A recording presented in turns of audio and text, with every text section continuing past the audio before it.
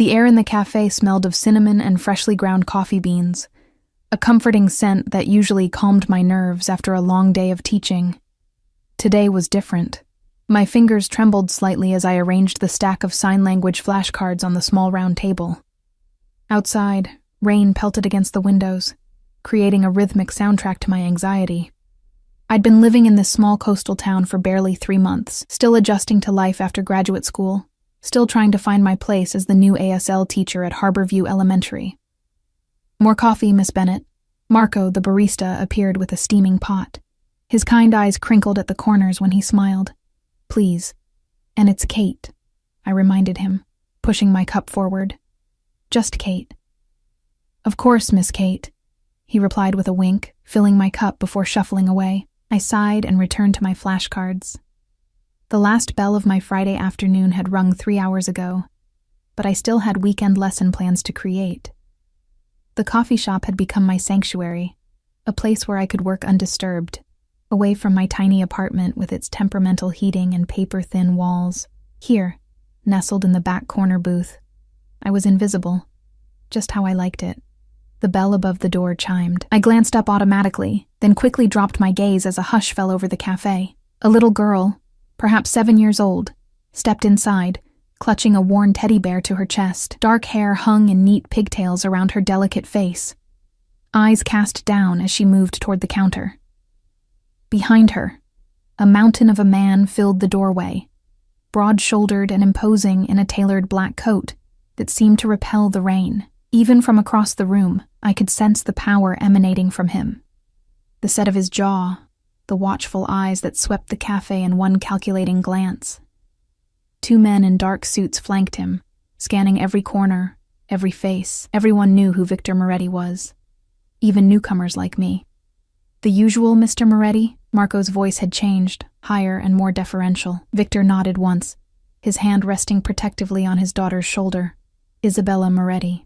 The town whispered about her, the deaf daughter of the most dangerous man on the East Coast, a man whose name was spoken in hushed tones, whose business dealings were never discussed openly, whose reputation inspired both fear and a strange reverence. I tried not to stare, but something about the child caught my attention.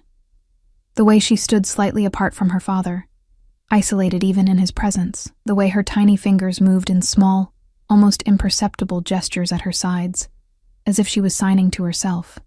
A habit I recognized, a private language when the world couldn't or wouldn't understand. While Victor exchanged quiet words with Marco, Isabella drifted toward the children's bookshelf near my table. Her fingers trailed along the spines, lingering on a colorful copy of Where the Wild Things Are.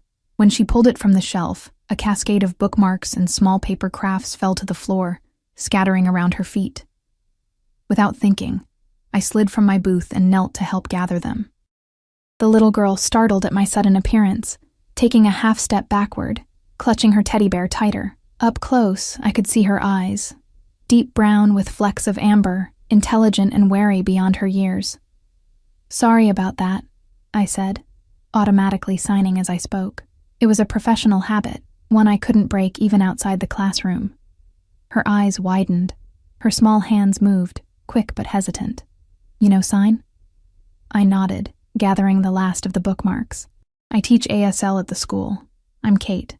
I kept my sign simple, clear, at a child's level. The change in her face was immediate, a smile that transformed her entire demeanor, like sun breaking through clouds. "I'm Isabella. No one here talks with hands except Mrs. Parker, and she's old and boring." I laughed, forgetting for a moment where I was and who was watching. Old like dinosaur old or just grown-up old? I signed with exaggerated expressions. Like she was friends with dinosaurs, Isabella signed, her shoulders shaking with silent giggles, her teddy bear dangling forgotten from one hand. It was only when I felt a shadow fall over us that I realized how quiet the cafe had become. I looked up slowly, my smile fading as I met Victor Moretti's gaze.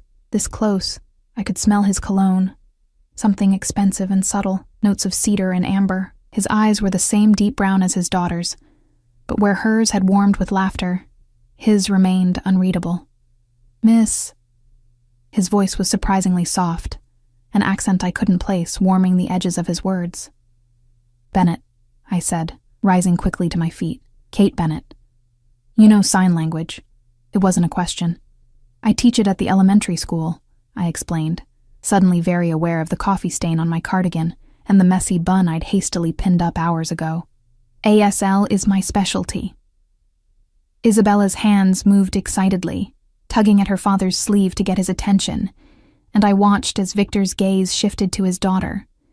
His expression softened almost imperceptibly as she signed to him. I couldn't help but notice that while he seemed to understand what she was saying, his own signing was limited and stiff. My daughter says you sign beautifully, he translated, though Isabella had said more than that. She doesn't meet many people who can communicate with her properly. That's a shame, I said, surprising myself with my boldness. ASL is such a rich language, especially for children her age. He studied me for a long moment, and I resisted the urge to fidget under his scrutiny. Yes, he finally said. It is. Isabella tugged at her father's sleeve again and signed rapidly, her movements quick and insistent, punctuated with pleading looks. My daughter would like to know if you might join us, Victor said, gesturing to a table in the corner, the best in the house I noticed, with a clear view of both the door and the street outside. For hot chocolate, apparently, the last part came with the barest hint of amusement. It wasn't really a request. Behind him, I could see Marco watching with wide eyes, the other patrons pretending not to listen. Everything in me screamed to politely decline, to retreat to my safe corner with my flashcards and lesson plans. I'd be happy to, I heard myself say instead. Isabella beamed, already skipping toward the table, her teddy bear swinging by one arm. Victor held my gaze for a moment longer, something unreadable flickering in his eyes before he stepped aside to let me pass. The next hour passed in a blur. Isabella was starved for conversation, her small hands flying as she told me about her favorite storybooks, her pet goldfish named Bubble, how she liked drawing but hated the way crayons smelled. I responded in kind, sharing stories about my deaf uncle who had inspired my career, how I made special picture-based flashcards for my youngest students, my collection of stuffed elephants that started when I was about her age. Throughout it all, Victor watched. He sat slightly apart, one leg crossed over the other, his coffee untouched. His men stood nearby, their presence a constant reminder of who he was. Occasionally, Isabella would turn to include her father in our conversation, and he would nod or offer a brief response, but mostly he observed with those dark, assessing eyes.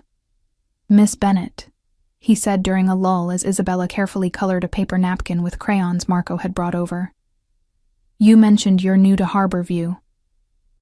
3 months, I confirmed, suddenly self-conscious again. I moved here after finishing my master's program. And how are you finding our little town? I searched for a diplomatic answer. Quieter than I'm used to. A smile tugged at the corner of his mouth. That's one way to put it. Isabella signed something to her father, too quick for me to catch. His expression darkened momentarily before smoothing into careful neutrality. My daughter says your hands make pretty stories, he translated, though again, I suspected she had said more. She has had difficulties with previous tutors. I looked at Isabella, who rolled her eyes dramatically, a surprisingly adult gesture from such a small child. They talk slow like I'm a baby, she signed directly to me. Just because I can't hear doesn't mean I can't understand. People fear what they don't understand. I signed back, simplifying my language for her. Their loss, not yours. She smiled, then glanced at her father. Daddy is learning signs, but he's so slow, and his hands are too big. I bit my lip to keep from smiling, very aware that Victor was watching our exchange closely. I wondered how much he understood. Isabella is very bright, I said aloud, choosing my words carefully.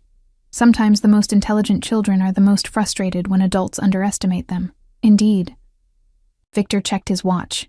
Platinum, I noticed, probably worth more than my yearly salary. We should be going, Isabella. You have violin at 5. She sighed but nodded, gathering her crayons and carefully folded paper napkin artwork. Before standing, she signed quickly to me. Will you be here tomorrow? Same time? I hesitated, glancing at Victor. His face revealed nothing, but there was something in the intensity of his gaze that made my heart beat faster.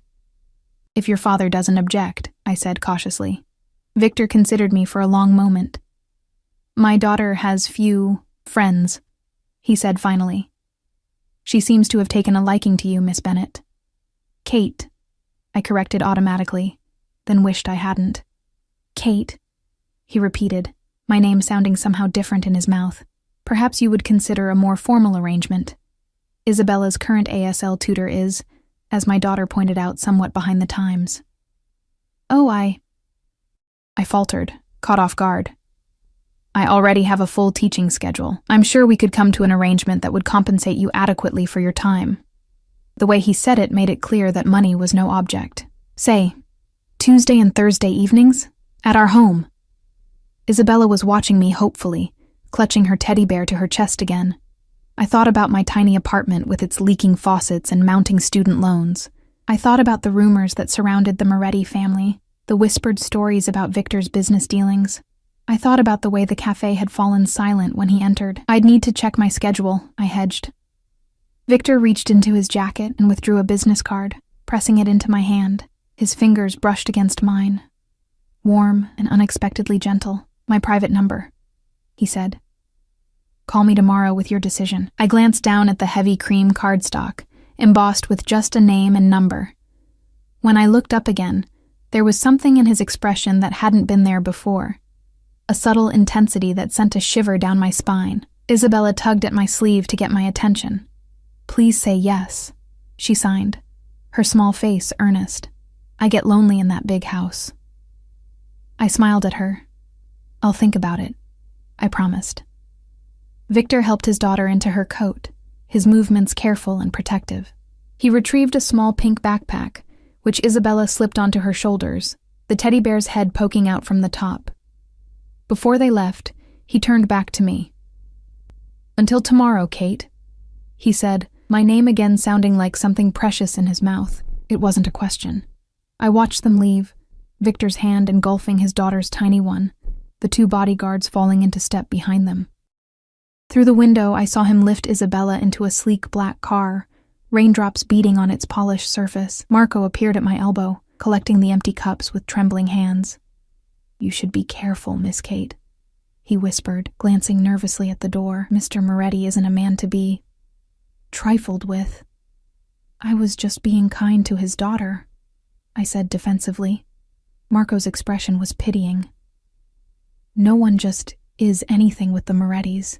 Everything comes with a price." I thought about the business card burning a hole in my palm, the intensity in Victor's gaze, the hope in Isabella's eyes. "I'm just a teacher," I said, more to myself than to Marco. What could he possibly want from me? But as I gathered my flashcards and prepared to brave the rain, I couldn't shake the feeling that I had just stepped into something much bigger than myself. A world with rules I didn't understand, and dangers I couldn't begin to imagine. And worse, some small, reckless part of me wanted to know more. I pulled my coat tighter around me and stepped out into the storm, the wind immediately whipping my hair across my face. As I hurried toward my apartment, I couldn't help glancing over my shoulder, half expecting to see the black car following me through the rain-slicked streets. Tomorrow, I would have to make a decision. Tonight, I already knew what my answer would be. Sleep didn't come easily that night. I tossed and turned, Victor Moretti's business card on my nightstand like a silent accusation. By morning, dark circles shadowed my eyes, and my decision felt no clearer in the harsh light of day. I made coffee and carried it to my tiny balcony, watching the town come to life below me. Harborview was a contradiction, picturesque seaside charm on the surface, with undercurrents of something darker. In my 3 months here, I'd learned that certain businesses never seemed to struggle, certain officials looked the other way, and Victor Moretti's name was synonymous with both fear and respect. Yet no one ever spoke directly about what he did. His official business was real estate development, but the whispers suggested his true empire extended far beyond property. I ran my thumb over the embossed lettering on his card. What was I getting myself into? My phone rang, startling me from my thoughts. Unknown number. "Hello?" I answered cautiously. "Miss Bennet." Victor's voice was unmistakable, even through the phone. "I hope I'm not disturbing your Saturday morning." I glanced at the clock. 9:07 a.m. No, I was just having coffee. Good. I realize I put you on the spot yesterday. Isabella hasn't stopped talking about you. Or signing, rather. There was a warmth in his tone when he mentioned his daughter. She's been up since dawn asking when she can see you again. I wondered if you might join us for lunch today. See the house, meet Isabella's current tutor, get a better sense of what the position would entail. My heart hammered against my ribs. I haven't decided yet. Of course. This is merely an opportunity for you to gather more information before making your decision. His tone was reasonable, but I sensed the steel beneath the velvet. My driver can collect you at noon. Not a request. I don't think... Kate. My name again, in that way that made it sound like something else entirely. Please. It would mean a great deal to Isabella. I closed my eyes, knowing I was making a choice that could change everything. Fine. Noon. Excellent. My driver will need your address. I gave it to him, then ended the call, my hands shaking slightly. What had I just agreed to? The next few hours passed in a blur of nervous energy. I changed outfits 3 times, settling on dark jeans and a soft blue sweater that my mother always said brought out my eyes. Professional, but not stuffy. At precisely noon, a text alerted me to a car waiting outside. I expected the black sedan from yesterday. Instead, a sleek, silver Bentley idled at the curb, drawing curious stares from my neighbors. The driver, a stern-faced man with military posture, opened the door for me. Miss Bennett, he nodded. I'm Ray. Mr. Moretti sent me. The interior smelled of leather and subtle cologne. As we pulled away from my apartment building, I noticed the partition between the front and back seats, the tinted windows that made me feel both protected and trapped. Is it far?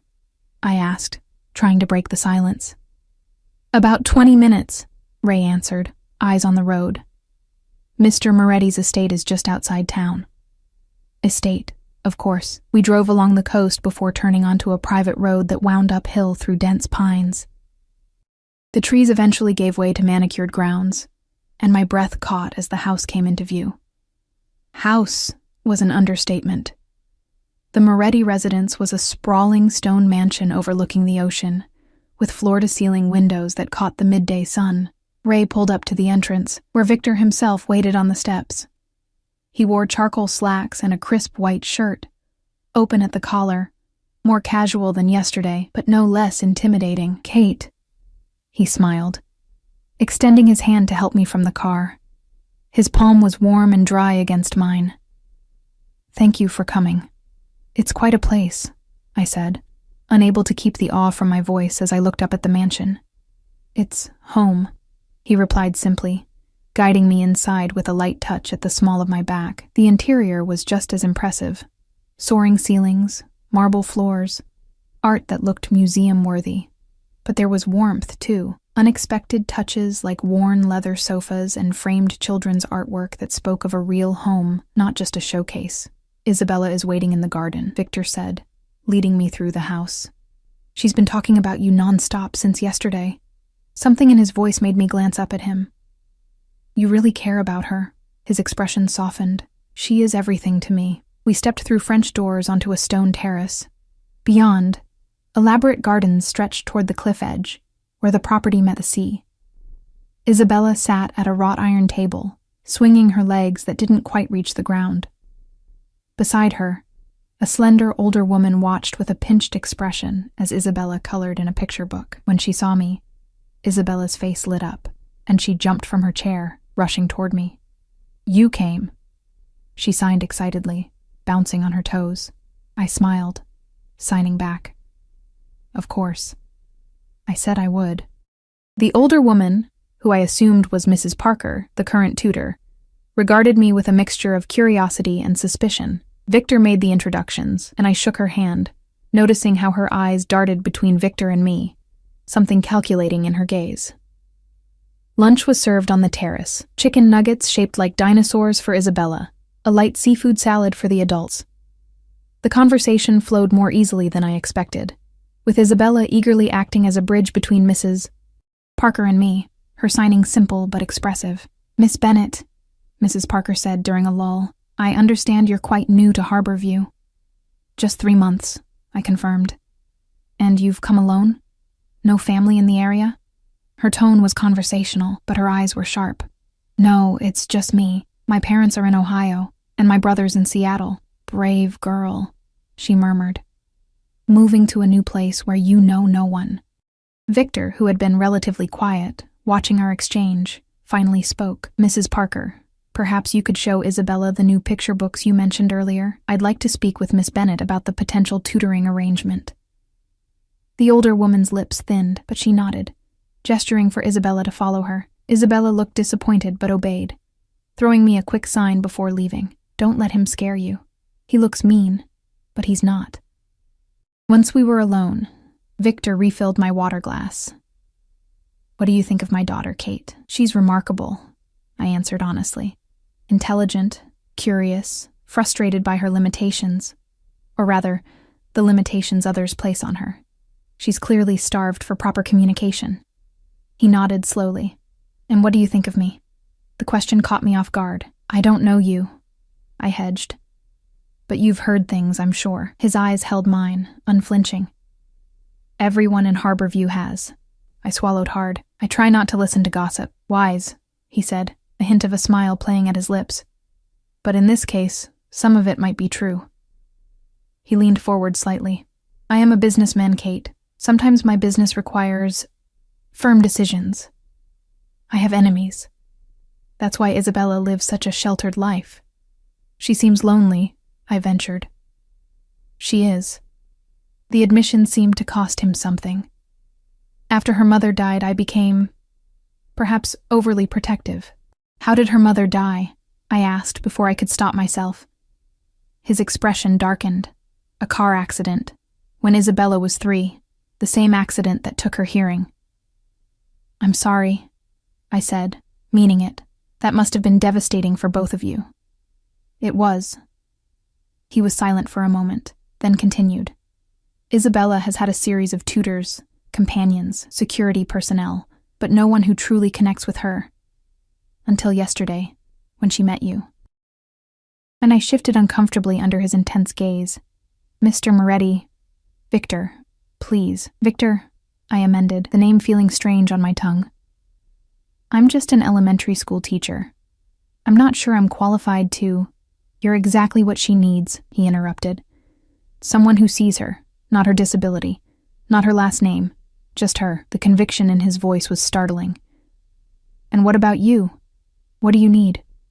The question hung between us, loaded with implications I hadn't intended. Victor's eyes darkened, and for a moment, the controlled businessman facade slipped, revealing something raw underneath. Peace of mind, he finally said. Knowing my daughter is happy, that she can communicate with someone who understands her world. I didn't entirely believe him, but I nodded. If I were to agree, we'd need clear boundaries, professional boundaries. Of course. His tone was smooth again, unreadable. I would come twice a week, as you suggested. Tuesdays and Thursdays. 2 hours each session. We would focus on age-appropriate ASL, reading skills, and building her confidence in communication. And your compensation? I named a figure slightly higher than my usual tutoring rate. Victor's eyebrow rose. Double it, he said dismissively. And I'll provide transportation to and from your apartment. I blinked, thrown by his generosity and the casual display of wealth. That's not necessary. It is to me.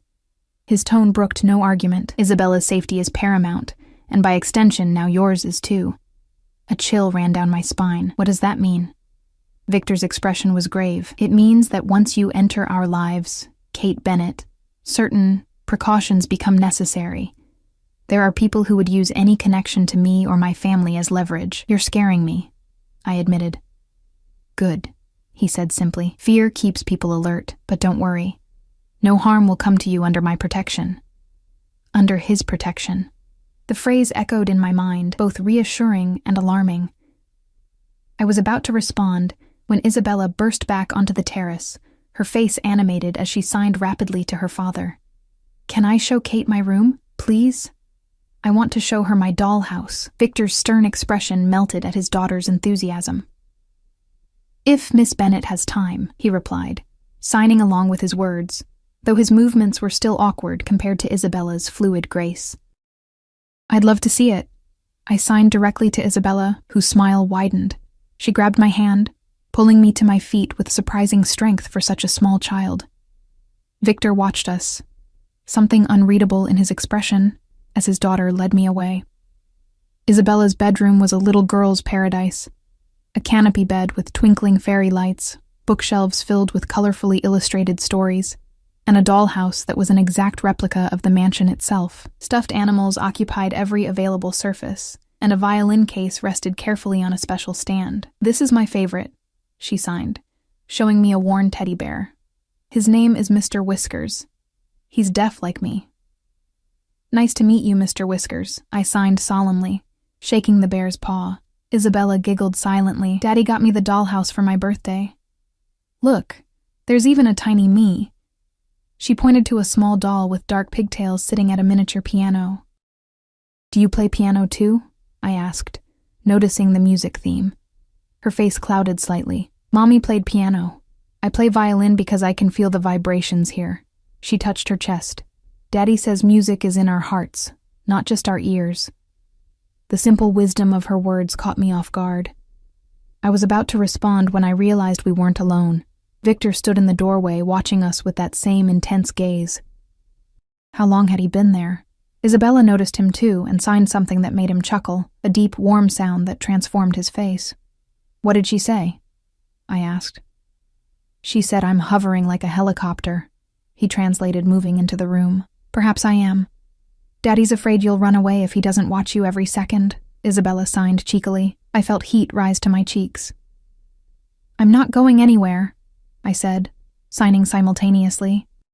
"At least not until we finish exploring this amazing dollhouse." Victor's phone buzzed, and his expression darkened as he read the message. "I'm afraid I need to take care of something," he said, his tone shifting to something colder. "Isabella, show Kate around if she likes. I'll join you shortly." He left with purposeful strides, already dialing a number. Isabella rolled her eyes. "Daddy's phone is always ringing," she signed with the dramatic exasperation only a child could muster. "Always working, working, working. Important man?" I signed back, raising my eyebrows questioningly. She hesitated, then signed, "Scary man to bad people, but good daddy to me."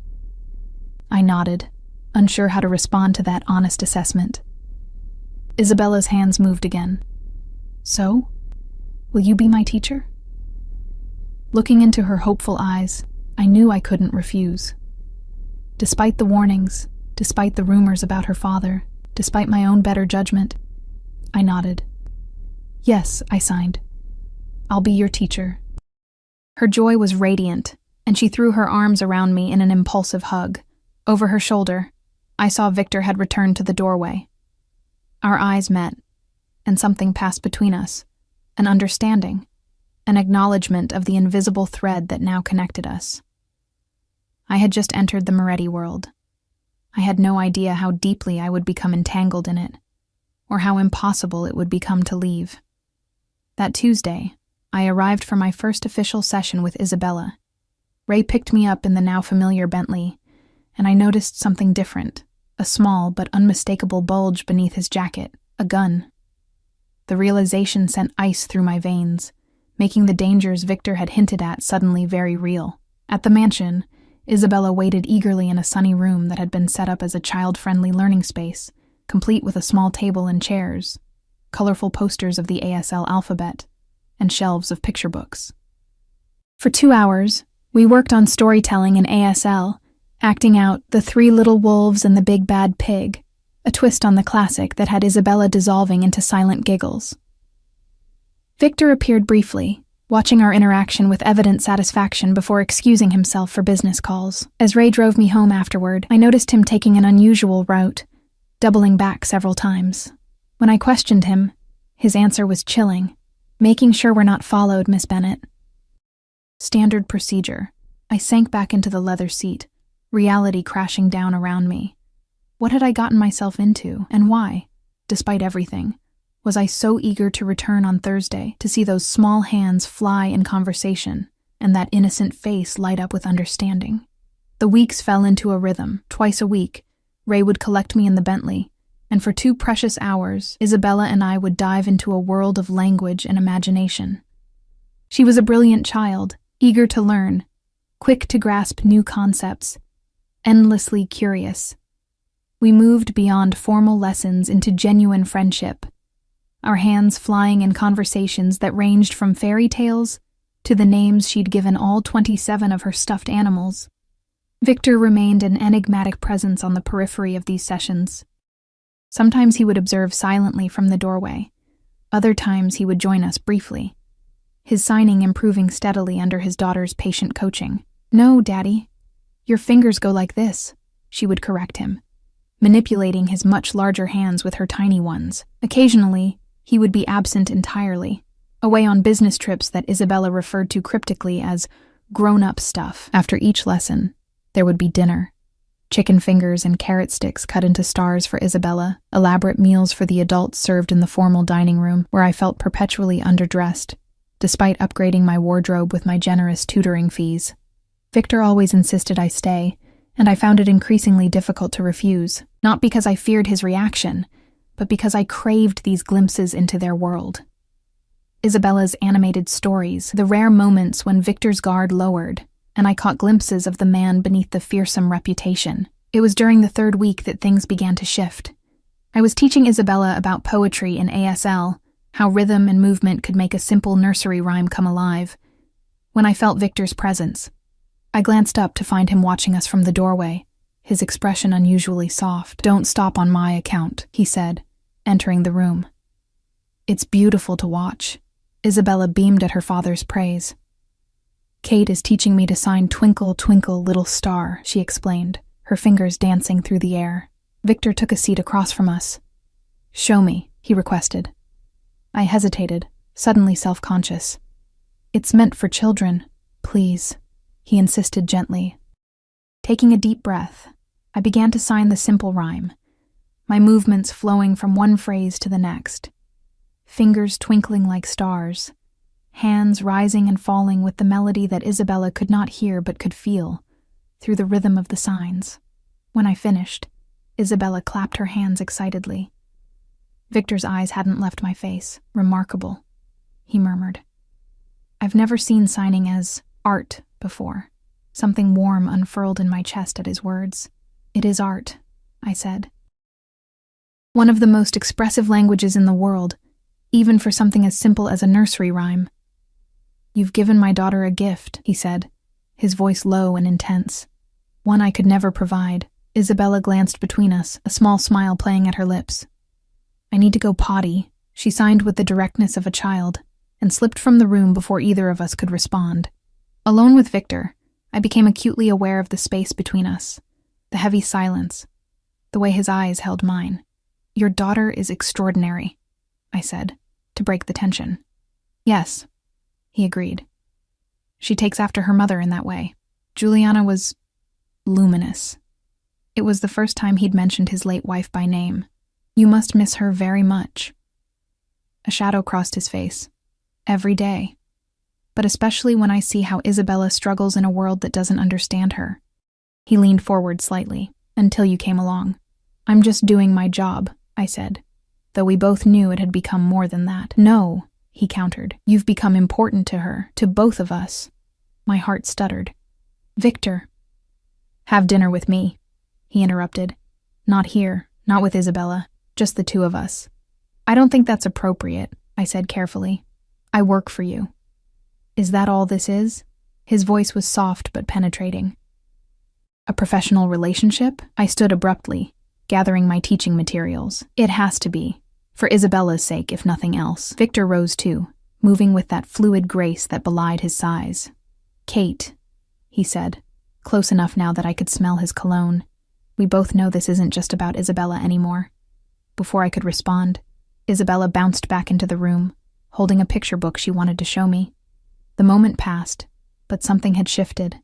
A line had been drawn, and I wasn't sure how long either of us would respect it. That night, I couldn't sleep. I paced my small apartment, replaying Victor's words, the intensity in his eyes. What was I doing? Getting involved with Victor Moretti was dangerous in ways I couldn't even comprehend. I was just a teacher from Ohio, out of my depth in a world of power and secrets. My phone buzzed with a text, unknown number. Think about what I said. V. I stared at the screen, my thumb hovering over the delete button. Instead, I saved the number to my contacts. The next morning at school, I was distracted, earning curious looks from my young students as I fumbled through lessons I usually taught with confidence. During my lunch break, I retreated to the faculty lounge, hoping a cup of terrible coffee would clear my head. "Miss Bennett?" I looked up to find Principal Harris in the doorway, his expression uncomfortable. "Could I see you in my office?" My stomach dropped. Had someone seen me getting into Victor's car? Was my tutoring job somehow against school policy? In his office, Principal Harris closed the door carefully before speaking. "I received a call this morning, from Victor Moretti." I froze. "What?"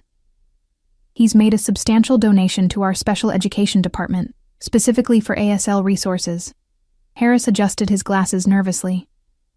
"He mentioned your name, said you'd inspired him to support deaf education." Relief washed over me, followed by confusion. "I didn't know anything about this. $100,000, Miss Bennett." Harris looked both impressed and terrified. "With the stipulation that you oversee how it's spent." I sat back, stunned. "I don't understand." "Mr. Moretti is an influential man in this community," Harris said carefully. "If he's taken an interest in our ASL program, in you, I strongly suggest you accept this opportunity." The implication was clear. Don't cross Victor Moretti. Even here, in what I'd thought was my separate, safe world, his influence reached. I nodded numbly and left the office, my thoughts in turmoil. Outside, the parking lot was filled with children enjoying their lunch break in the autumn sunshine. Among the minivans and sensible SUVs, a sleek black Maserati stood out like a panther among house cats. Leaning against it, arms crossed, was Victor. My heart jumped to my throat as I approached him. "What are you doing here?"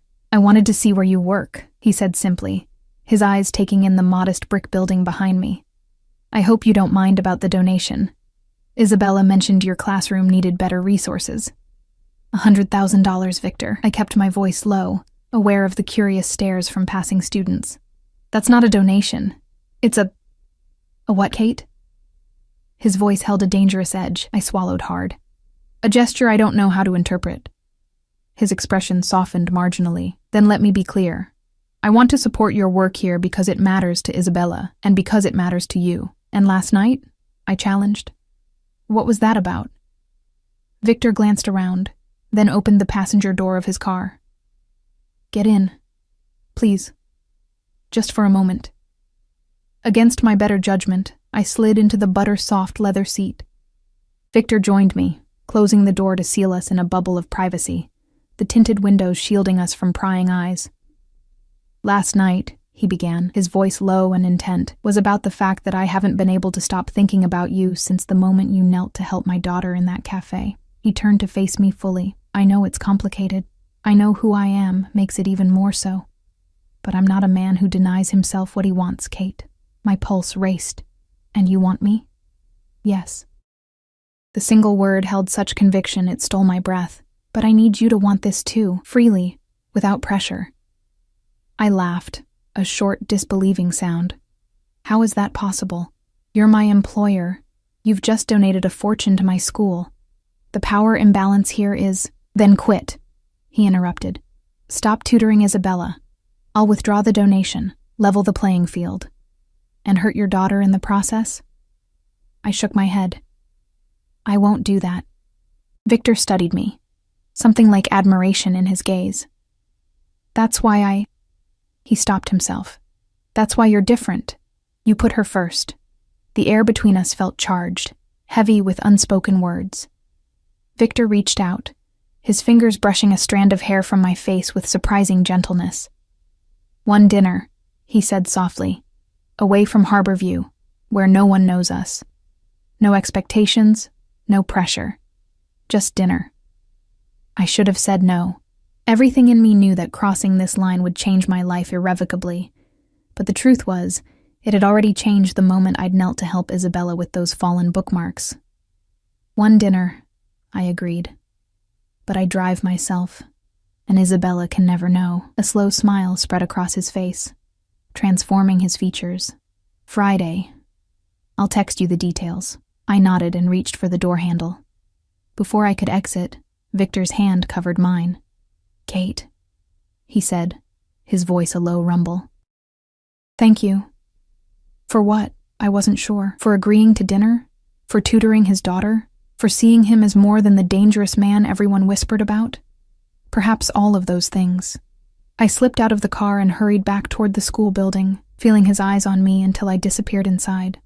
Friday arrived with a mixture of anticipation and dread churning in my stomach. Victor's text had been cryptic. An address in Portland, an hour away, and a time. 8 p.m. I'd agonized over what to wear before settling on a simple black dress that had hung unworn in my closet since graduate school.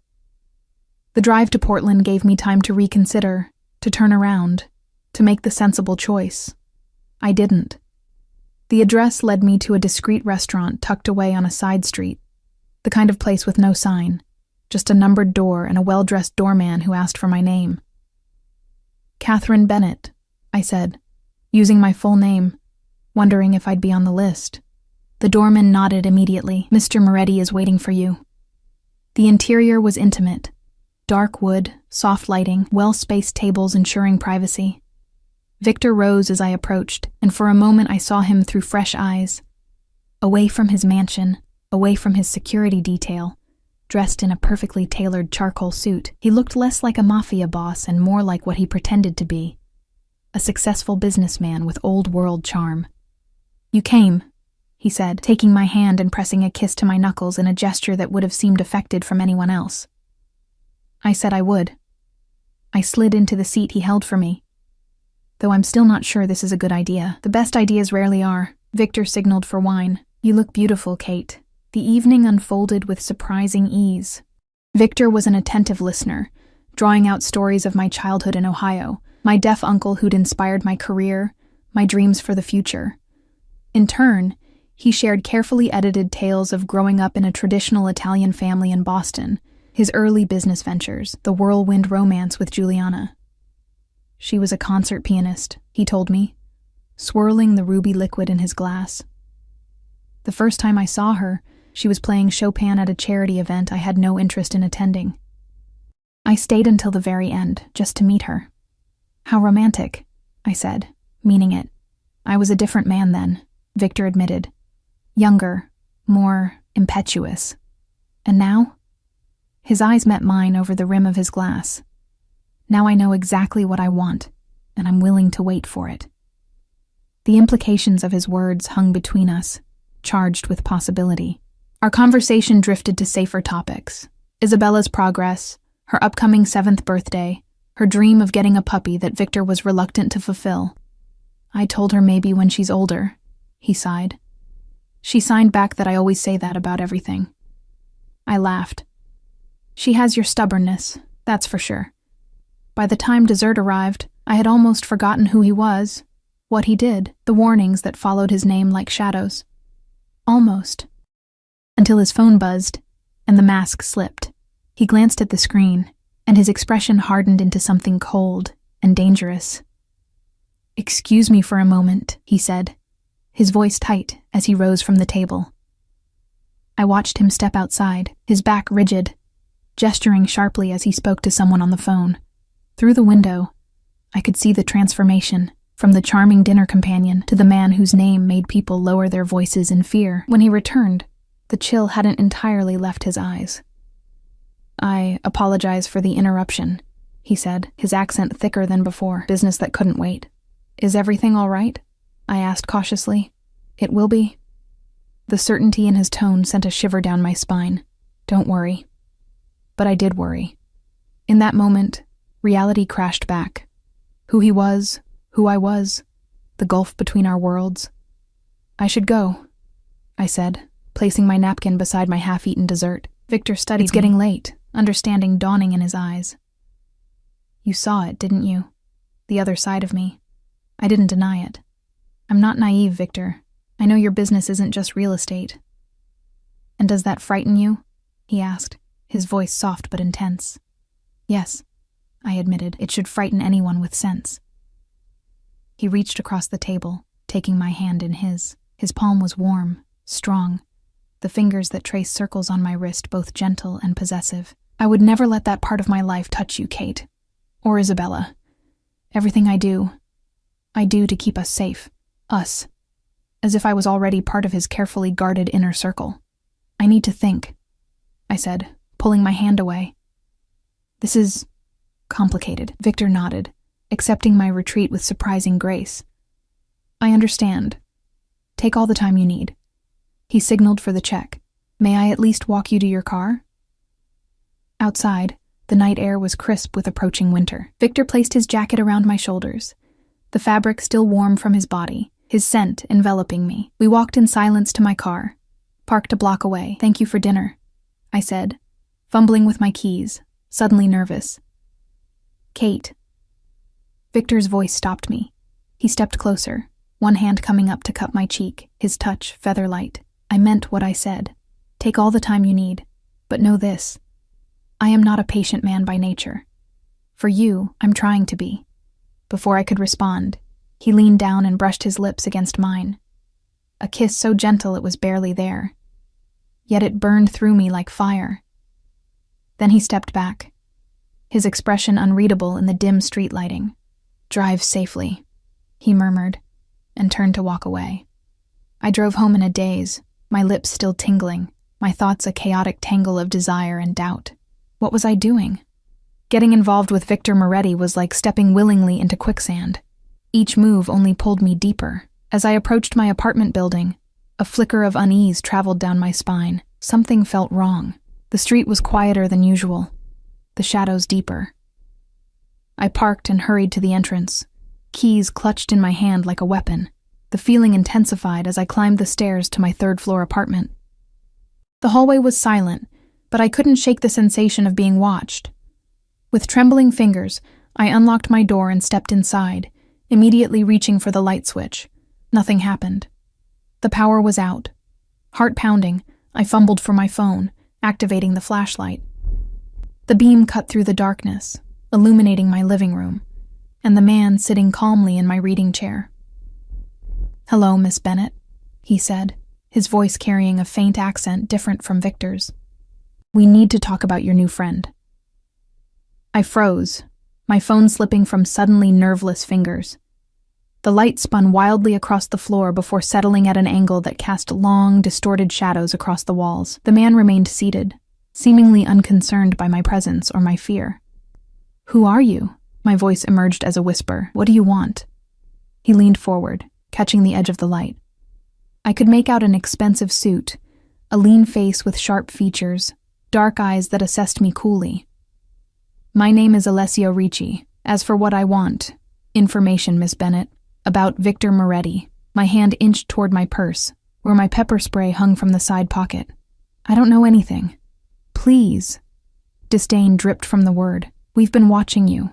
The devoted teacher who spends evenings at the Moretti estate, who drives to Portland for private dinners with Victor." He made a tisking sound. "You know more than most. If you've been watching me, then you know Victor's people are probably watching too." I tried to keep my voice steady, grasping for confidence I didn't feel. "They'll be here any minute." Alessio smiled thinly. "No, they won't. Victor's security detail is currently occupied with an incident across town. Quite unfortunate timing for you." A chill ran through me. This had been planned, coordinated. "What do you want from me?" I repeated, my mind racing. "To deliver a message," Alessio said, rising to his feet with fluid grace. He was taller than I'd initially thought, moving with the same predatory confidence I'd observed in Victor. "Victor Moretti has taken something that belongs to me. I want it back." "I don't know what you're talking about." "No?" He moved closer, and I stumbled back against the door. "The shipping containers from the port of Newark. The ones he intercepted last month. Tell him I want my property returned, or there will be consequences." "I'm just his daughter's tutor," I insisted, panic rising in my throat. "I don't know anything about his business." Alessio's hand shot out, gripping my chin with surprising strength. forcing me to look at him. Then perhaps you should ask yourself what kind of man you're getting involved with, Miss Bennet. What kind of world you're stepping into. His fingers tightened painfully. Victor Moretti is not what he seems. Neither are you, I managed, jerking my face away from his grasp. Breaking into a woman's apartment, threatening her. What kind of man does that make you? Something flashed in his eyes, anger, perhaps respect. A practical one. He stepped back, straightening his already immaculate suit. You have 48 hours to deliver my message. After that, our next conversation won't be nearly so pleasant. And if I go to the police? He laughed, the sound devoid of humor. By all means, I'm sure they'd be very interested in learning about Victor's businesses, and yours. I don't have a business, I protested. No? Taking money from known criminals doesn't count? Alessio raised an eyebrow. The hefty deposit in your bank account might suggest otherwise to the authorities. My mouth went dry. The tutoring money. 48 hours, he repeated, moving toward the balcony door I hadn't even realized was open. Oh, and Miss Bennet? I wouldn't mention this conversation to Victor just yet. Men like us tend to overreact when our possessions are threatened. With that, he slipped out into the night, leaving me trembling in my darkened apartment. I spent the next hour checking locks, peering out windows, jumping at every sound. Eventually, the power flickered back on, cut deliberately, I now realized, to facilitate Alessio's entrance. I considered calling the police, but what would I say? That a man had threatened me on behalf of a rival criminal organization? That I was somehow caught between warring factions I knew nothing about? Instead, I called the one person I could think of. Ray, I said when he answered. It's Kate Bennet. I need to talk to Victor. There was a pause. It's nearly midnight, Miss Bennet. It's important, I insisted. Please. Another pause. I'll see if he's available. 10 minutes later, my phone rang. Kate? Victor's voice was alert, concerned. What's wrong? I opened my mouth to tell him everything, then hesitated, remembering Alessio's warning. I think someone broke into my apartment. Are you hurt? The question was sharp, urgent. No, I'm fine. Nothing seems to be missing. The power was out when I got home, but it's back on now. I'm sending Ray to you. Right now. Pack a bag. What? No, I don't... This isn't a discussion. Victor cut me off, his tone brooking no argument. You're not staying there tonight, or any night until I've had the place secured. Victor, that's not necessary. Kate. My name was a command, a plea. Please. I closed my eyes, torn between relief at not having to spend the night alone and fear of being drawn deeper into Victor's world. Where would I go? To the house. We have plenty of room. His voice softened. Isabella will be delighted to have you so close. Isabella. I hadn't even considered how this might affect her, how my growing involvement with her father might change our relationship. Okay, I agreed finally. Just for tonight. Ray will be there in 20 minutes. True to his word, Ray arrived promptly, his expression grim as he escorted me to the waiting car, eyes constantly scanning the street. This time, I noticed the gun openly holstered beneath his jacket. Mr. Moretti is waiting for you, he said as we pulled away from my apartment building. The drive to the Moretti estate passed in tense silence. I stared out the window at the darkened landscape, wondering how my life had changed so dramatically in such a short time. 6 weeks ago, I'd been a normal elementary school teacher, my biggest concern whether my students would master fingerspelling.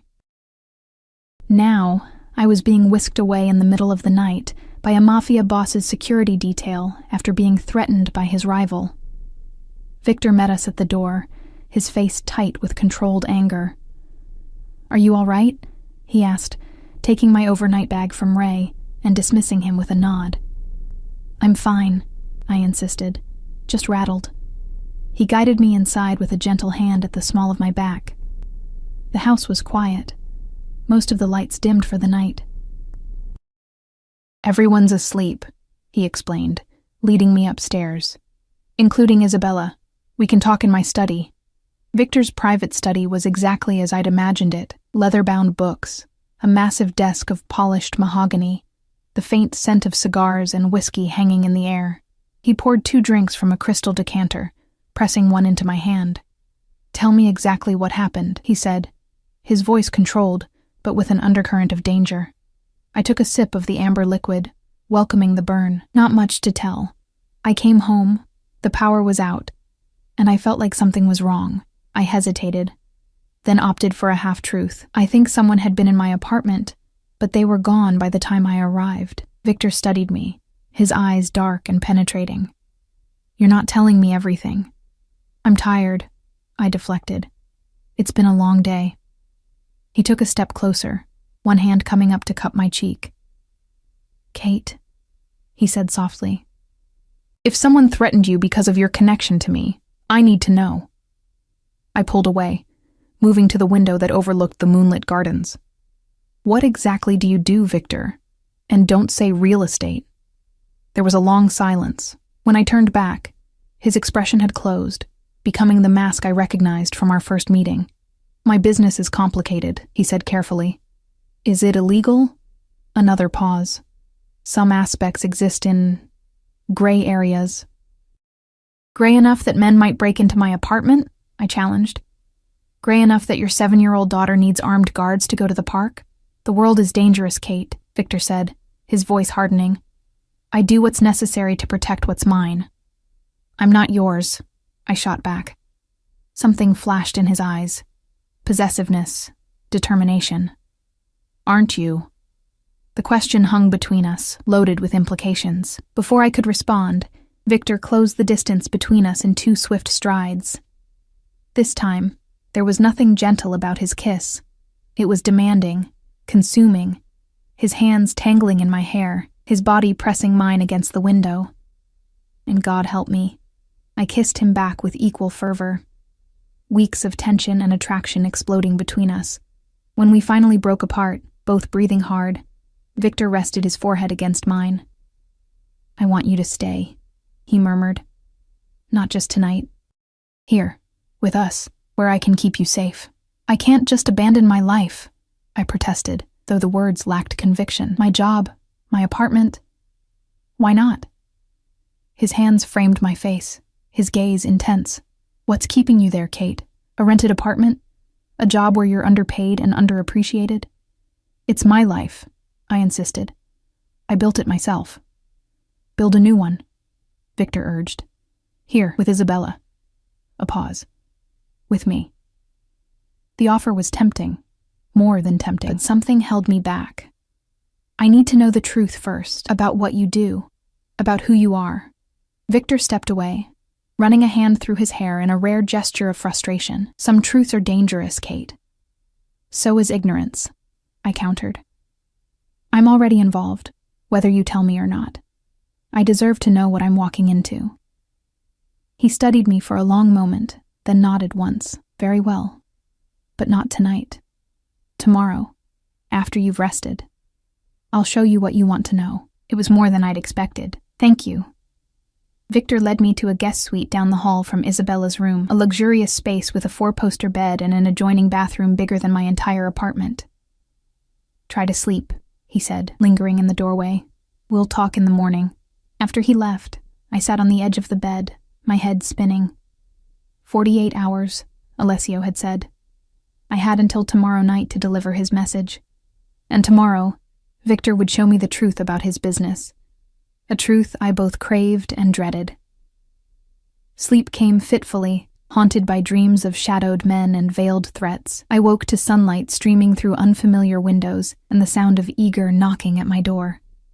"Come in," I called, sitting up and pushing tangled hair from my face.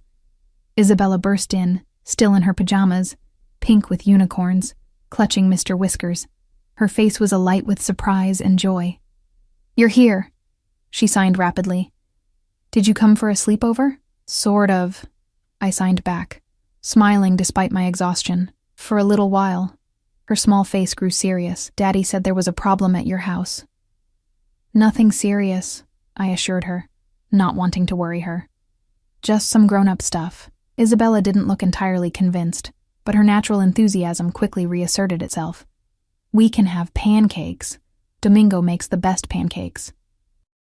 "He puts chocolate chips in them shaped like Mickey Mouse," I laughed. her excitement infectious. Sounds delicious. Let me shower first, okay? After she left, bouncing out as energetically as she'd arrived, I took advantage of the luxurious bathroom, letting hot water wash away the tension of the previous night. By the time I dressed and made my way downstairs, I felt almost normal again, until I entered the dining room and found Victor waiting with Isabella, his expression grave despite his casual attire. "Good morning," he said, rising as I entered. "I hope you slept well." "As well as could be expected," I replied, taking the seat Isabella eagerly patted beside her. Breakfast was a strangely domestic affair: Mickey Mouse pancakes for Isabella, coffee and pastries for the adults. Isabella dominated the conversation, her hands flying as she told me about her plans for the day, her upcoming ballet recital, her dream of having a puppy, bigger than Mr. Whiskers but smaller than a horse. Victor watched us with an expression I couldn't quite read, pride mingled with something more complex. After we finished eating, he touched Isabella's shoulder gently. "Princess, I need to borrow Kate for a while," he signed. "Grown-up business." Isabella pouted but nodded. "Promise you'll play dollhouse with me later?" She signed to me. "Promise." I signed back, touched by how quickly she'd accepted my presence in her home. Once she had left, skipping away to find her nanny, Victor turned to me. "Are you ready?" I took a deep breath. "As I'll ever be." He led me to the garage, a cavernous space housing a collection of luxury vehicles. We took an understated black SUV, with Ray driving and another security man in the passenger seat. No one spoke as we wound through the wooded estate grounds and onto the main road. "Where are we going?" I finally asked. "The harbor," Victor replied. "I want you to see what I really do." We drove to a section of the waterfront I'd never visited, a commercial area with warehouses and shipping containers. Ray pulled up to a nondescript building with a small sign, Moretti Imports. Inside, it looked like any business office: reception desk, conference room, employees at computers. Victor greeted several by name as he led me through to a secure door that required both a keycard and fingerprint scan. "This is the heart of my operation," he said, as the door swung open, revealing a large open space filled with crates and workers in white lab coats. "Pharmaceuticals? Drugs?" I asked, alarmed. "Medicine," Victor corrected. "Life-saving drugs that American pharmaceutical companies price beyond the reach of ordinary people. We import them from countries where they're manufactured at a fraction of the cost." He led me through the facility, explaining the operation: generic cancer drugs from India, insulin from Canada, medications for rare diseases sourced from Europe, all distributed through a network of independent pharmacies at prices far below market rate. "It's not exactly legal," he admitted. "But it's not what you're thinking either. We don't deal in narcotics or addictive substances, just medications people need to survive but can't afford." "Then why all the security? The guns? The rival threatening me in my apartment?" I blurted out, then immediately regretted it. Victor stopped short. "What rival?" His voice had gone dangerously soft. I closed my eyes briefly, realizing my mistake. "Last night," I admitted, "there was someone in my apartment when I got home." "Alessio Ricci." Victor's expression transformed, rage flashing across his features before he controlled it with visible effort. "What did he say to you?" There was no point hiding it now. "He mentioned shipping containers from Newark. Said you took something that belongs to him and he wants it back." I swallowed hard. "He gave me 48 hours to deliver the message. And you didn't tell me this last night because?" "He threatened me," I admitted. "Said not to tell you right away because men like you overreact when your possessions are threatened." Victor's jaw tightened. "You are not my possession," he said fiercely. "But you are under my protection, which means Ricci has made a grave mistake." He turned to Ray, who had been following at a discreet distance. "Get the car and call Dominic. Tell him to secure the house and double the guard on Isabella." My heart raced. "Victor, what's happening? Who is this man?" His eyes met mine, and for the first time I saw real fear there. "Alessio Ricci is dangerous, Kate. More dangerous than you can imagine. And he's using you to get to me." "Why? What's in those containers?" Victor hesitated, then seemed to make a decision. "Counterfeit medications. Cheap, toxic imitations of life-saving drugs." Ricci has been flooding the market with them, and people have died. We intercepted his shipment last month and turned the evidence over to the FDA. So you're... What? Some kind of pharmaceutical vigilante? A ghost of a smile touched his lips. Something like that. My father built this business 30 years ago when my mother couldn't afford her cancer medications. After she died, he expanded, helping others. When he passed, I inherited it all. The legitimate businesses, the import operation, and yes, the less savory methods sometimes needed to protect it. The Mafia connection, I said softly. An oversimplification, but essentially correct. Victor took my hands in his. Kate, I need you to understand something. I've done things I'm not proud of. I've hurt people who threaten my family, my business, my community. But everything I do for a reason. I searched his face, trying to reconcile the man before me with the ruthless criminal Alessio had described. Why are you telling me all this? Because I want you in my life, he said simply. In Isabella's life, and I can't ask that of you without honesty. Before I could respond, Ray appeared, his expression grim. Sir, we need to go, now. There's a situation at the house. Victor's face drained of color. Isabella? She's secure, Ray assured him. But Ricci's men have been spotted on the perimeter. Victor was already moving, pulling me along beside him. Change of plans, he told me grimly. We're not going back to the house, not yet. I'm taking you somewhere safe until this is resolved. What about Isabella? I asked, frightened by the urgency in his movements. Dominic will protect her with his life, Victor assured me. But right now you're the more vulnerable target. As we hurried toward the car, a terrible thought occurred to me. Victor, what if this isn't about the medications at all? What if Ricci is using me to draw you out, away from Isabella? Victor stopped short, his expression changing as he considered my words. He pulled out his phone, dialing rapidly. Dominic, status report on Isabella. A pause. Put her on. Another pause. No, I need to speak to her directly. His face went rigid.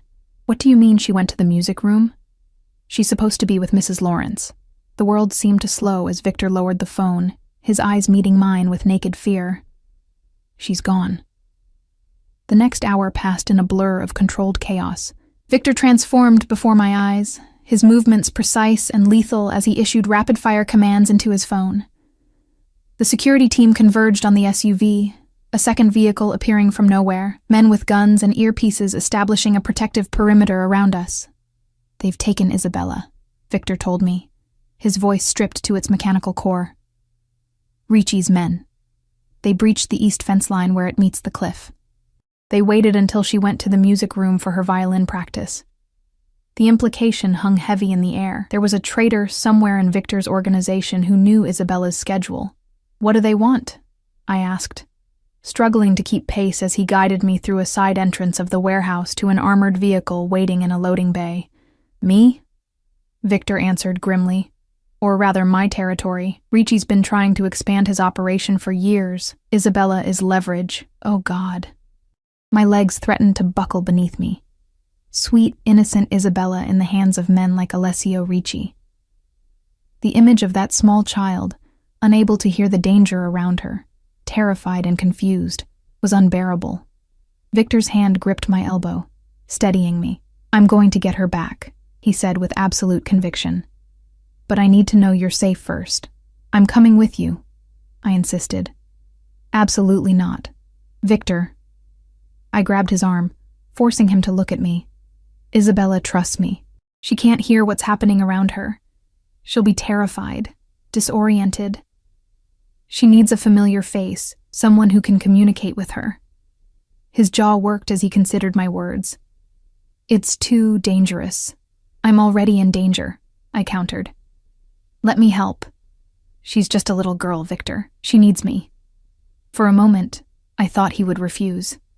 Then something shifted in his expression. Respect, resignation, determination. Stay close to me, he finally said. Do exactly as I tell you. If this goes wrong, it won't, I interrupted, with more confidence than I felt. Victor studied me for a long moment, then nodded once. Ray, change of plans. Miss Bennett is coming with us. Get her a vest. Minutes later, I found myself in a bulletproof vest that felt impossibly heavy, wedged between Victor and Ray in the backseat of the armored SUV. Victor's phone rang, and he answered immediately, putting it on speaker. "Moretti." Alessio's smooth voice filled the car. "I believe I have something precious of yours." Victor's knuckles whitened around the phone, but his voice remained controlled. "If you harm her, Ricci, I swear to God." "Your daughter is perfectly fine," Alessio cut him off. "For now. Frightened naturally, but unharmed. She's quite brave for such a little thing, hasn't cried once, though I doubt she understands what's happening." "What do you want?" Victor demanded. "A fair exchange. Your daughter for my shipment, plus a guarantee that you'll stay out of my territory, including the distribution networks you've been interfering with." "Where?" "The old cannery at the North Pier. 1 hour. Come alone." Victor laughed, a harsh sound devoid of humor. "You know that's not going to happen, Ricci." "Fine. Bring your usual security detail, but no police, no FBI contacts. I know you have them." A pause. "And bring the teacher. Your daughter keeps making these hand gestures we can't understand. Very frustrating for everyone involved." My blood ran cold. Victor's eyes met mine, his expression murderous. "If either of them is harmed," Victor said, his voice deadly quiet, "there won't be a place on this earth where you can hide from me." 1 hour, Alessio repeated and hung up. The car accelerated, merging onto the coastal highway. Victor turned to me, his expression grave. "This changes everything. He's using both of you now. At least we know Isabella is all right," I said, trying to sound braver than I felt. "For now." Victor's face was like granite. "Kate, I need to prepare you for what's about to happen. These men are dangerous. They won't hesitate to use you against me." "I understand," I said, though in truth I couldn't begin to comprehend the world I'd stumbled into. Victor took my hand, his grip firm. "When we get there, stay behind me at all times. If something happens to me, Ray will get you and Isabella out. No matter what you see or hear, your only priority is getting my daughter to safety." "What about you?" His smile was grim. "I can take care of myself." For the next 30 minutes, Victor transformed the SUV into a mobile command center, conferring with his security team, reviewing blueprints of the abandoned cannery, checking weapons with practiced efficiency. I watched in stunned silence, seeing a side of him I'd only glimpsed before, the tactician, the leader, the man who commanded fear and respect in equal measure. 5 minutes out, Ray announced as we turned onto a deserted industrial road that wound along the coastline. Victor tucked a gun into his waistband, then turned to me. "Last chance to stay in the car," he offered. I shook my head. "Isabella needs me." Something softened in his eyes. He reached out, cupping my face in his hands. "When this is over," he said quietly, "we need to have a serious conversation about your safety and your future." "When this is over," I agreed. The cannery loomed ahead, a hulking silhouette against the darkening sky. 3 black SUVs were already parked outside, men in dark suits standing guard. Our vehicle stopped a careful distance away. "Remember," Victor said as we prepared to exit, "stay behind me. Keep your vest on. If I tell you to run, you run." I nodded, my heart pounding against my ribs. The interior of the cannery was cavernous and dimly lit, the air thick with the lingering smell of fish and sea salt. Our footsteps echoed on the concrete floor as Victor led me forward, his security team fanning out behind us. Ahead, a group of men stood waiting, Alessio Ricci at their center, and beside him, Isabella. She looked tiny and frightened, clutching Mr. Whiskers to her chest. Her dark hair had come loose from its pigtails, and tear tracks stained her cheeks, but she was standing straight, her chin raised in a gesture so like her father's that my heart clenched. When she saw me, her eyes widened, her free hand instinctively lifting to sign before one of Ricci's men gripped her arm, stopping her. "Welcome," Alessio called, his smile not reaching his eyes.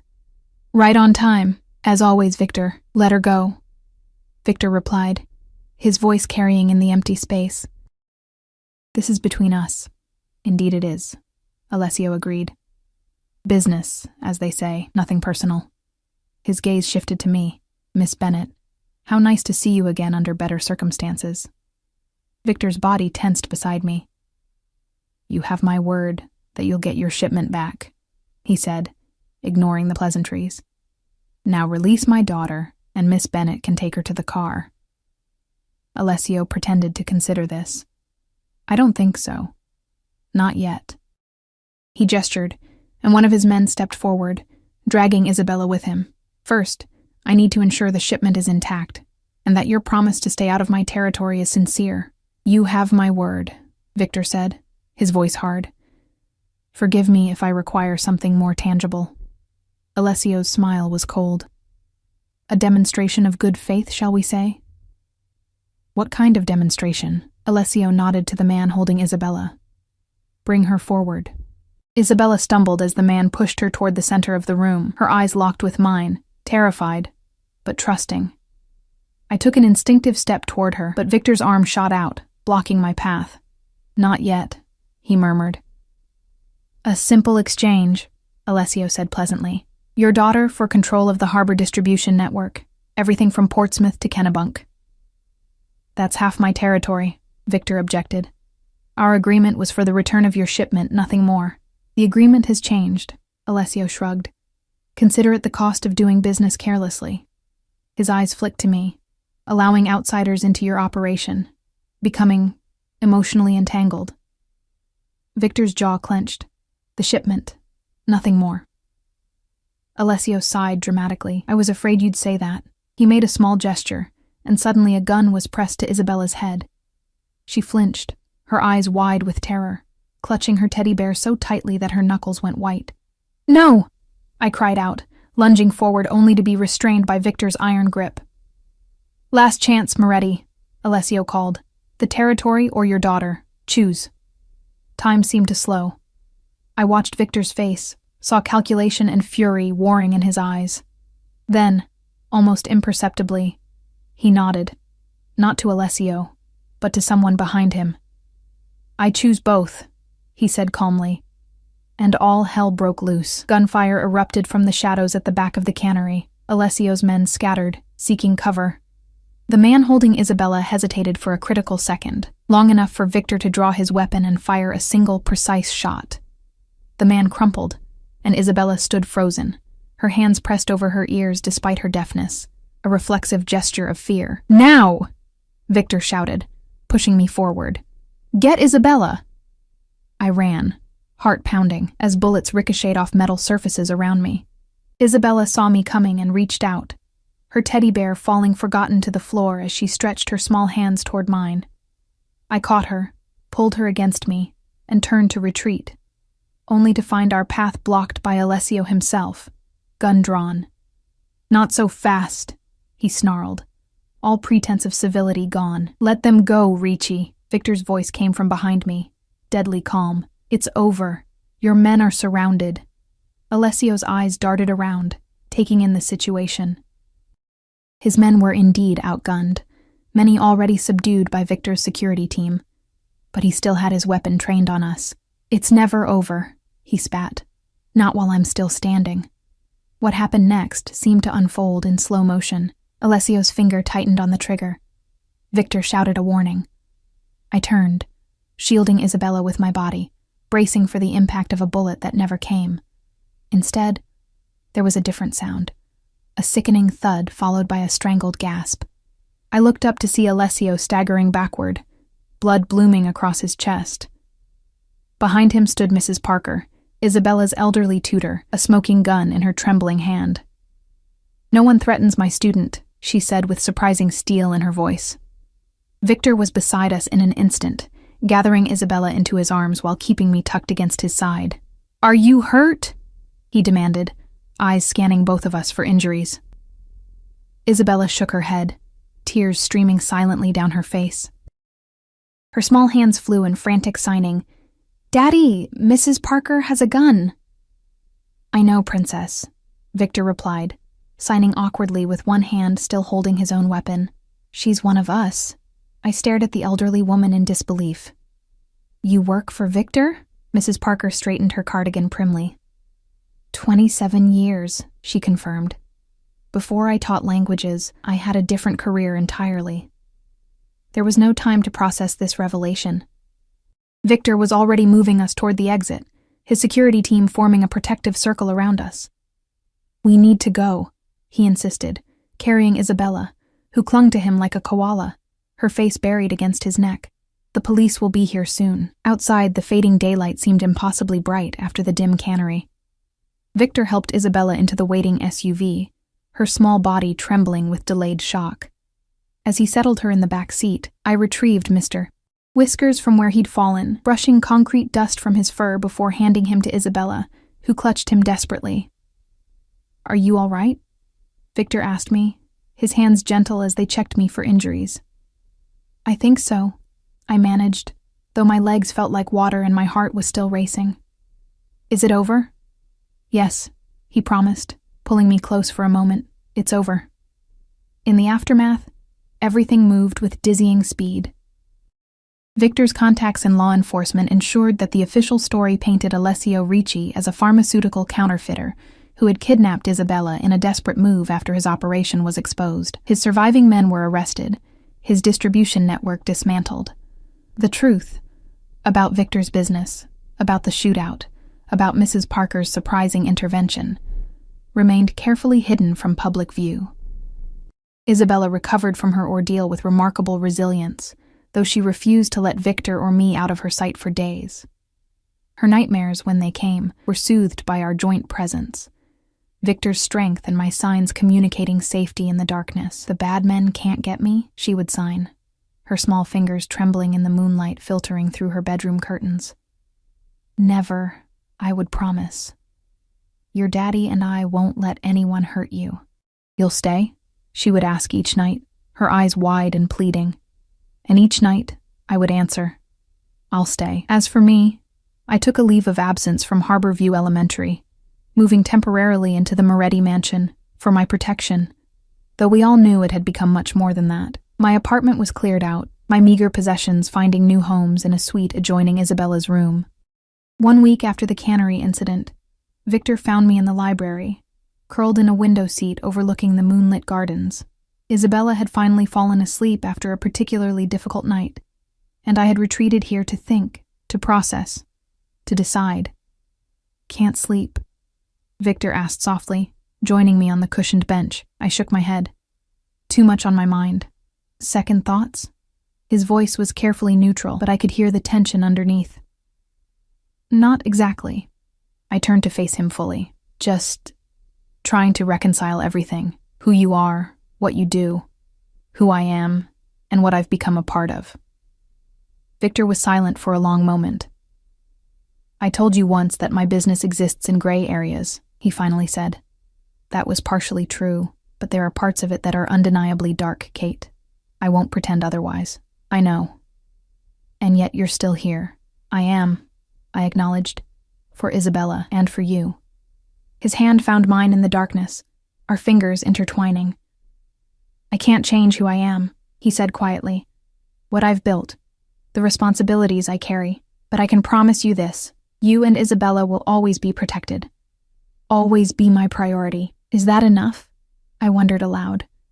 Living in this world, always looking over our shoulders, always wondering when the next Alessio Ricci might appear? Victor's thumb traced circles on my palm. "I don't know," he admitted. "That's for you to decide."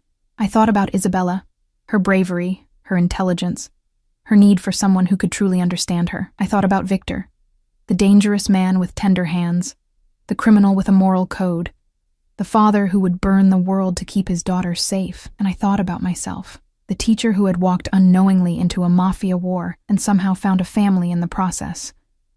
"I want to stay," I said finally, "but I have conditions." Victor's eyebrow rose. "I'm listening." "No more secrets. I want to know everything, about your business, your enemies, the risks we face." He nodded slowly. "All right. Isabella needs as normal a childhood as possible, real school eventually, not just tutors, friends her own age, with proper security," he qualified, though I could see it cost him. "And I go back to teaching," I continued. "Maybe not at Harborview, but somewhere. It's who I am, Victor. I can't lose that." He studied me in the moonlight. "Is that all?" I took a deep breath. One more thing. If I'm going to be part of this family, really part of it, then I want it official. No more ambiguity. For the first time since I'd met him, Victor Moretti looked genuinely surprised. "Kate Bennett," he said slowly. "Are you proposing to me?" I laughed, the sound breaking the tension between us. "I'm saying that if you were planning to ask, I wouldn't say no." His smile was transformative, years falling away from his face as he pulled me into his arms. "I was planning to do this properly," he murmured against my hair. "With a ring, on one knee." "Since when have we done anything the conventional way?" I asked, tilting my face up to his. His kiss was gentle, a promise rather than a demand. When he pulled back, his eyes were serious again. "This life won't be easy, Kate. There will always be risks." "I know," I said simply. "But some things are worth the risk." 3 months later, Isabella stood beside me in the mansion's garden, her small hands moving gracefully as she signed her approval of the simple white dress I wore. "You look like a princess," she signed, her eyes bright with excitement. "Daddy's going to cry. I bet you $100. I'm not taking that bet." I signed back with a smile. "How do you feel about all this?" I asked, suddenly anxious. "Me joining your family officially." Her smile was radiant. "You've been my family since the day you talked to me with your hands when everyone else just stared." As Victor waited for me under an arch of white roses, his face solemn, but his eyes alight with a happiness I'd never seen before, I thought about the strange path that had led me here. From a chance encounter with a deaf child everyone avoided, to becoming the wife of the man everyone feared. Isabella stood between us during the ceremony, serving as both flower girl and ring bearer, her face serious with the responsibility. When it came time to exchange vows, Victor surprised me by signing his along with speaking them. His once awkward movements now fluid and confident after months of practice. Isabella beamed with pride at her father's progress, nodding encouragingly when he hesitated on the more complex signs. Life would never be simple. There would always be dangers lurking at the edges of our happiness, threats that would require Victor to step back into the darker aspects of his world. But there would also be this: Isabella flourishing in her new school where I'd helped establish a robust ASL program, her circle of friends growing as she gained confidence, the Children's Language Center I had founded with Victor's support, teaching infants and toddlers to sign before they could speak, and Victor himself, who continued to walk the line between legitimate businessman and something more complicated, but who now had a family that anchored him to his better nature. As he slipped the ring onto my finger and sealed our union with a kiss, I felt Isabella's small hand slip into mine, completing our circle. Victor lifted her into his arms, and she signed rapidly. "Now we're really a family, forever and ever and ever." Victor translated for the guests, his voice thick with emotion. But I didn't need the translation. I understood her perfectly, just as I had that first day in the cafe when a little girl dropped her bookmarks and I knelt to help her. Whatever came next, we would face it together. The teacher, the mafia boss, and the deaf girl who had brought us both out of silence into a language all our own.